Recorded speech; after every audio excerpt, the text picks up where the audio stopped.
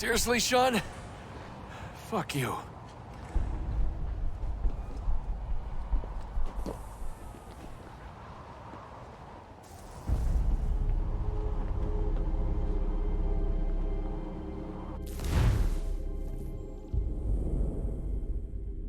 Just a heads up, there's no elevator access from here on out. You'll have to get up there the old-fashioned way.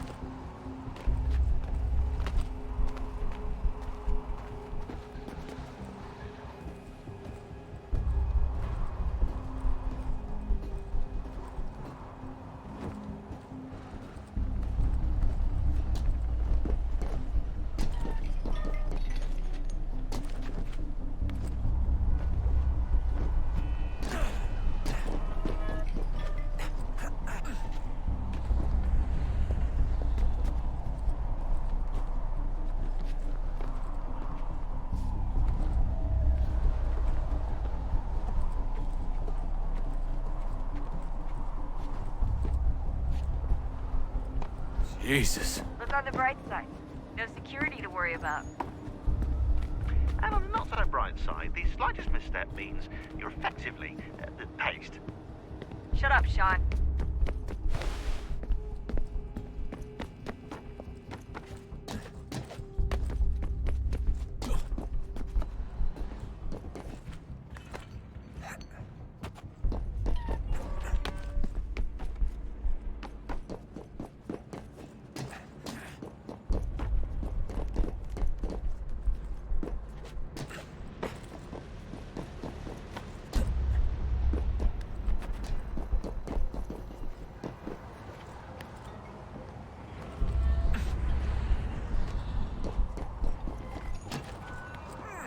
Almost there, Desmond.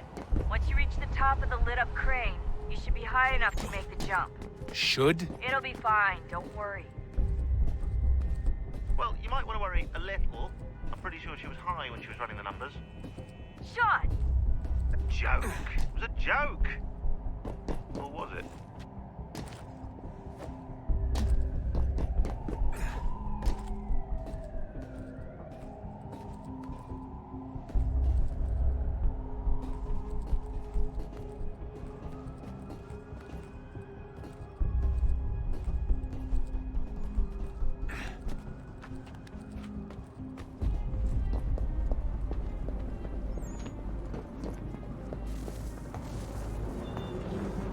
Jump when you're ready, but wait for my signal to open the chute. Timing's really important here. Too soon or too late, and you'll miss the building.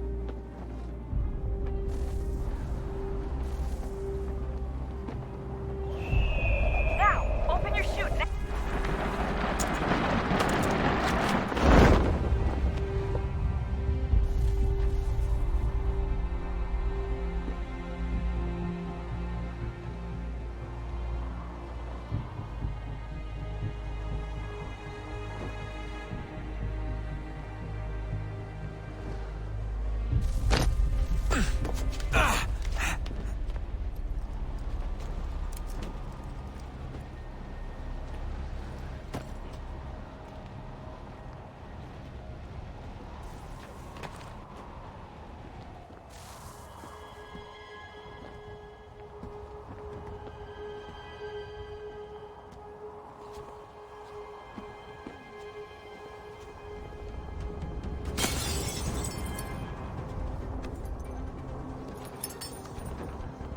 That wasn't so bad.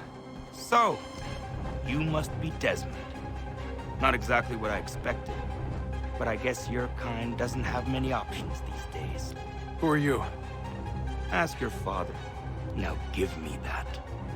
I don't think so. Look, I'm not supposed to kill you, but the boss man didn't say anything about fucking you up. So you've got to the counter. Oh!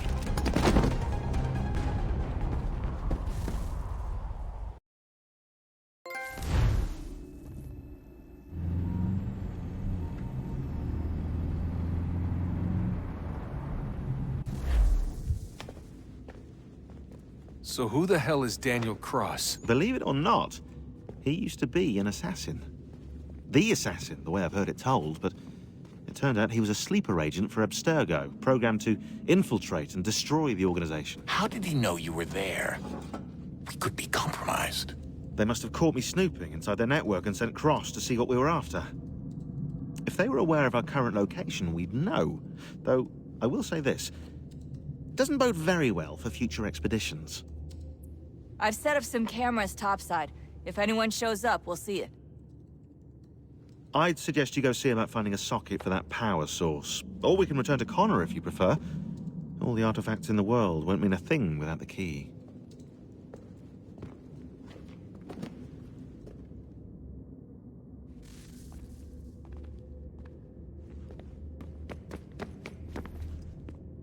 Son, I owe you an apology. I shouldn't have lashed out like that. You have to understand, I've never been very good at this. Never mind that we live rather extraordinary lives. Yeah, I kinda liked my ordinary one. You can't escape who you are, Desmond. So I've noticed. Look, it's silly for us to go back and forth like this. I admit, I did a shitty job raising you. I apologize, I'm sorry. But it's important you understand it didn't come from a bad place. You're my son. I love you. I guess I was so busy trying to make sure nothing bad happened, I didn't consider the consequences. Truce. I can't believe it's taken me so long to ask, but... how's Mom? She's not... No. Your mother is fine. We decided it was safer if we split up for this job. Always assuming the worst. For good reason. Can I at least say hi to her? I'm sorry, it's too risky. Maybe when we're done. Right. When we're done.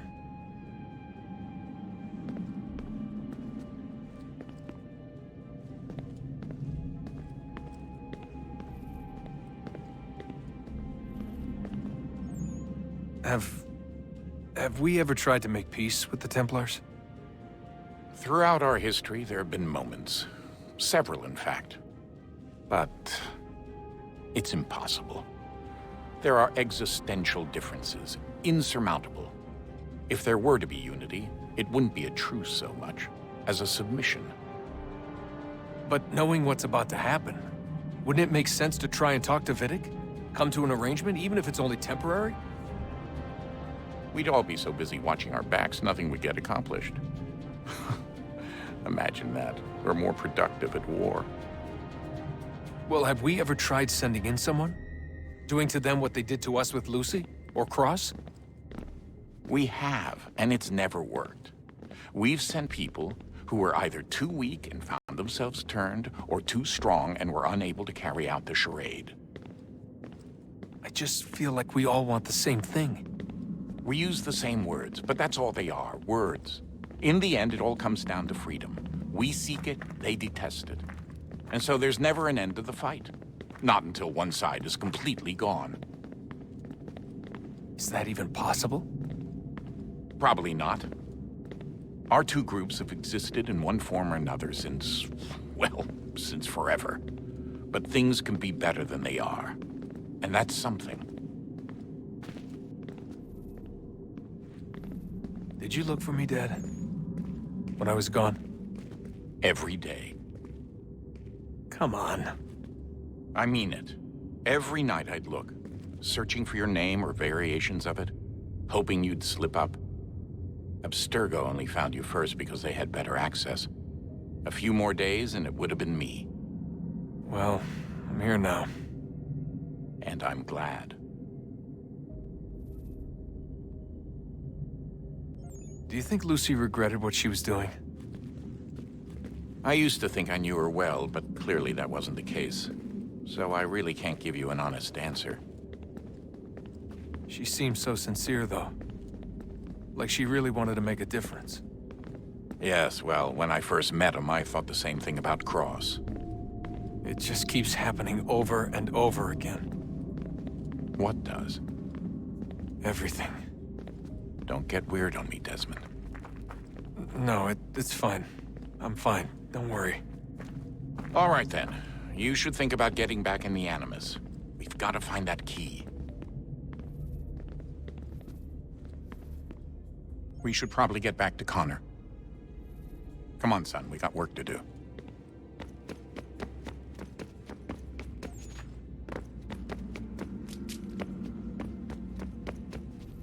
Ah, Desmond, there you are. Can I ask a favor? Maybe. When this is all over, I'd like to try turning the dial back on the Animus. Like, all the way back. To the time of the first civilization. You think it would work? There was no real loss of fidelity when you visited Altair. Then again, that was about 1,000 years ago, and I'm looking at going back at least 70,000 more. Sure, I'd be up for it. It'd be interesting to see what things were like back then. Excellent. I think it would prove most enlightening. So this is how it started. What are you up to? Just brushing up on my American history. I say history. They certainly teach you strange things in the States. Like what? Well, for all the talk of this being a revolutionary war, it was a civil one. Well, not that kind of civil. I mean, there was no America versus Britain. It was Brit on Brit action. And you can clearly see how the whole thing got started. One war gave birth to the other. You mean the 7 Years' War? Exactly. Seems the Crown overspent in its attempt to keep the French out, wound up with a great deal of debt. Believing that the colonists should help to shoulder the burden, new taxes were created. It was a reasonable request, even if Parliament was rather, well, undiplomatic about it. Well, it's not really fair to tax people for a war they didn't want any part of. What? Didn't want any part of? Did you not notice George Washington with Edward Braddock? He was right there in the middle of it. So here you have the Crown spending who knows how much money to secure a place for the colonists to thrive, and then, when they ask for a little bit of help... Right, look, think of it this way. King George and the colonists, they all go out to dinner, right? And when the bill comes, George asks for them to kick in and pay their share. Fair enough. But keep in mind, he's been taking them out to dinner gratis for decades now. But the colonists, oh no, they insist they only had a glass of water and a side salad. Never mind the table's full of half-eaten food and empty bottles of wine. Then when the king points this out, what do the colonists do? Oh, they flip the table over and they storm out the restaurant. Probably intending to return later and burn it down. You left out the part where the king pointed a gun at the colonists and asked them to cover dinner for everyone in the restaurant. Right, yeah, interesting take. If he pulled out a gun, and I'm not sure he did, it would only have been after the 100th failed attempt at getting them to pay their fair share. But how do you define someone's fair share? Oh, well, with a war, apparently. I wonder how many other places like this exist. There are dozens of them, all over the world. And somehow no one's ever found one before us. I don't think that's true. Oh? When I was at Abstergo, Vidic talked about silencing discoveries made by non-Templars. And I'm sure Abstergo has dug up plenty. The things they must know. Regretting throwing in with us? No. Just looking forward to when we can finally trounce those bastards so I can dive into their archives. Oh, I think I found a lead on another power source. Later, Desmond. I'm in the middle of something very important right now. That's a rule. Just follow that as a rule.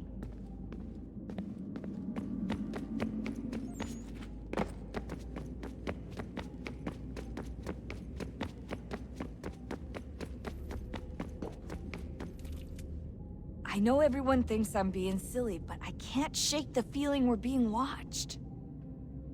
We are being watched. By Juno. Or some version of her. Do you think it's a recording? Or is she a ghost? Or something else. Is she talking to us the way Minerva talked to Ezio? No clue. I mean, who knows what else they were working on down here? There's still so many rooms we don't have access to. But do you think she's like literally down here, waiting somewhere, still alive?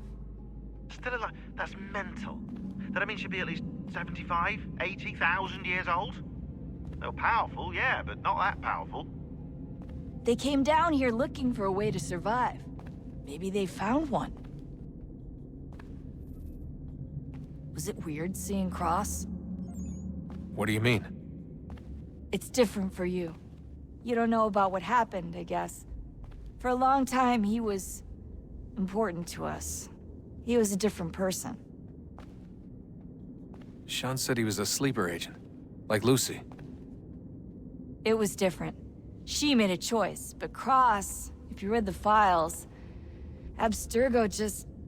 They did terrible things to him. Rebecca? You're lucky. We all are. We have people who care about us, who look out for us. He was all alone, and the people he thought he could trust, they used him. Did you know him? No, but I knew Hannah. Who's that? She tried to help him. She trusted him. But there was a raid about a year ago. She stayed behind so the others could escape. Tried to reason with him to see if she could fix things. Well, what happened? What do you think happened? He killed her. That's what he does. That's all he knows how to do. Sometimes it seems like that's all any of us know how to do. Rebecca. I just want to be alone right now. I just want to be alone right now.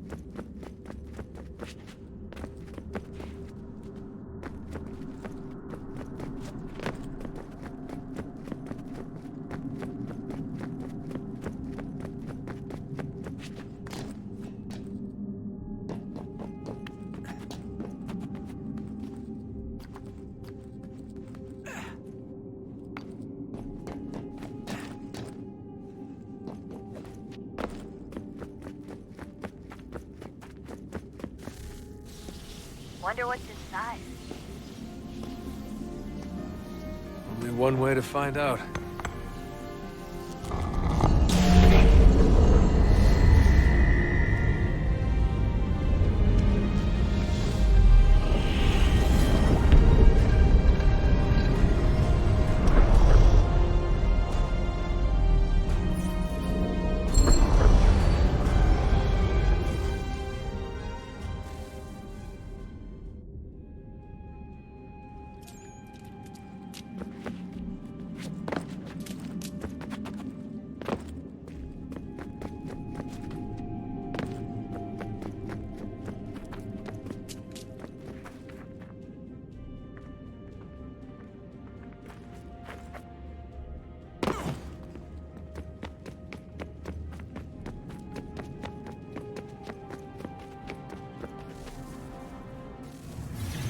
What is a fact? Is it fixed? Immutable? Certain in its existence and only awaiting discovery? Or might it be changed? Here we learned the answer, and thought that it might save us. They were used to command, to control, to own. But we soon discovered another use.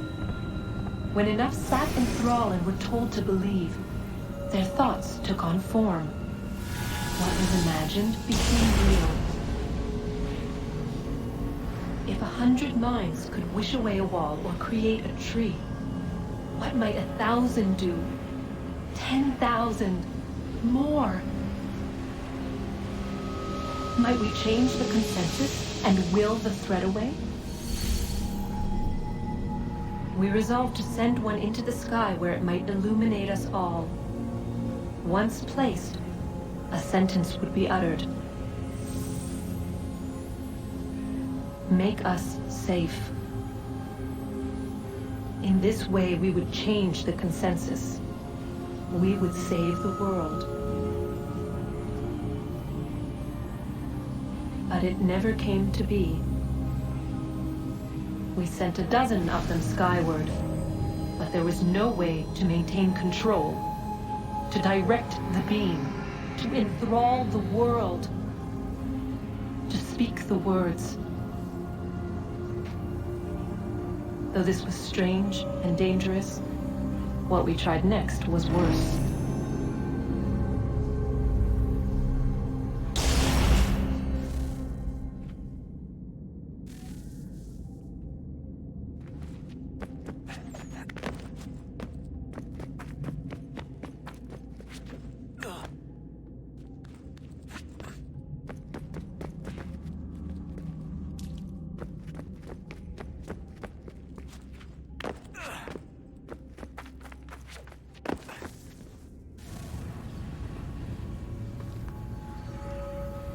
Our first instinct was to travel back, to change the past.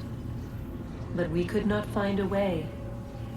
But forward, we could look forward. And so here we sought to see beyond ourselves and know what was to come. First, we watched to learn if our work would succeed. But the answer was always the same. So we moved on to other things. But she remained. The one you call Minerva. In time, she too stopped looking, and instead began to speak. She called out across time, in the hopes that you might be saved. She hid messages where none might find them, save for you and those within this place. Fascinating. Tired of it. The cryptic warnings, the threats. Just tell us what you want! But they are. We saw the Nephilim there. We seemed like grasshoppers in our own eyes, and we looked the same to them. Imagine trying to explain all this to a 2-year-old, to a grasshopper. When they said the will of the gods was unknowable, they meant it. Literally. I killed her, you know. I killed Lucy. It was the apple, son. It was Juno. I saw what she was. What would happen if I let her live? I could have stopped myself. I mean, there was a force there. But I didn't have to. I chose to. Desmond. Lucy was going to betray us and take the apple back to Abstergo. I saw the satellite launched. I saw them turn it on, and then... it failed. Whatever's on the other side of that door, it benefits Juno. We need to be careful.